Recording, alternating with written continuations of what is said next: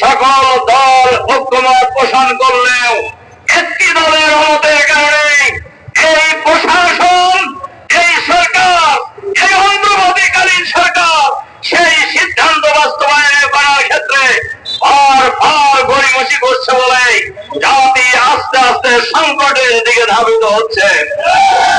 এই জন্য আমরা এই সরকারের কাছে আহ্বান জানাতে চাই, অবিলম্বে জুলাই সনদ যারা স্বাক্ষর হয়েছে,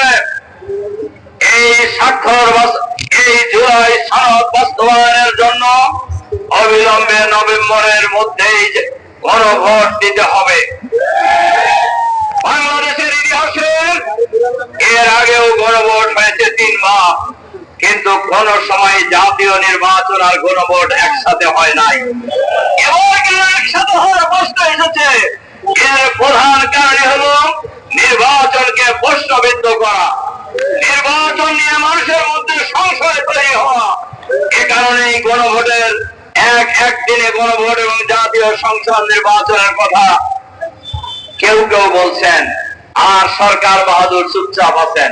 আমরা পরিষ্কার ভাবে বলতে চাই, আপনারাও নির্বাচিত সরকার নয়। আবার যাদের কথায় আপনারা লাভালাভি করতেছেন তারাও এমন কোন দল না। তারা যদিও 5ই আগস্টের পর দেশের মালিক ভাব হয়ে গেছে তাদের, তবে একটু কমছে এখন। চাকসু নির্বাচনের পর একটু ভাব কমছে না? সংগ্রামী ভাই এবং বন্ধুগণ, আমরা বলি জনগণ যদি তাদেরকে ভোট দেয় আমাদের কোনো আপত্তি নাই, তারা সরকার চালাবে। কিন্তু ভোটের আগেই নিজেরা সরকার ভাব, এই ভাব বাংলাদেশের জনগণ মেনে নেবে না। কারণ এখন যে সরকার আছে, সরকারকে বলবো জুলাই বিপ্লব যে হয়েছে এর কোনো দলের নেতৃত্বে হয় নাই, এর কোনো নেতার নেতৃত্বে হয় নাই। এই জুলাই বিপ্লব হয়েছে ঢাকা বিশ্ববিদ্যালয়ের ছাত্ররাই আন্দোলন শুরু করেছে গোটা সংস্কারের দাবিতে।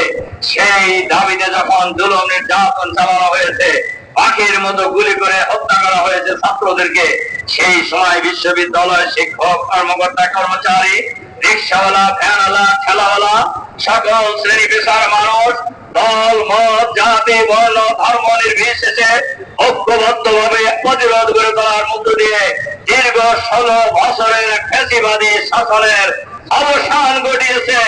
ফ্যাসিবাদী সরকার পদত্যাগ করে মামার বাড়ি পালিয়ে যেতে বাধ্য হয়েছে। কিন্তু ওই জনগণ আছে না নাই? সুতরাং সরকারকেও